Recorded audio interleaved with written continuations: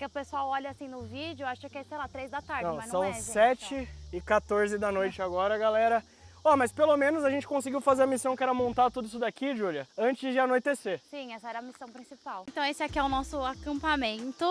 Pra cá vem a barraca. Aqui a nossa fire pit. Que é o nosso fire pit pra gente poder fazer a comida, ali tá a nossa Aí. grelha. Mas ó, tipo assim, aparentemente esse campsite aqui, ele é bem privativo, né? Não tem ninguém perto da gente. Eu quero ver de noite, cara. Isso daqui de noite vai estar Um breu. um breu. Vai tá um breu. A nossa única coisa que vai dar pra ver vai ser o nosso fire pit aqui, ó. Acho que agora o nosso acampamento tá montado.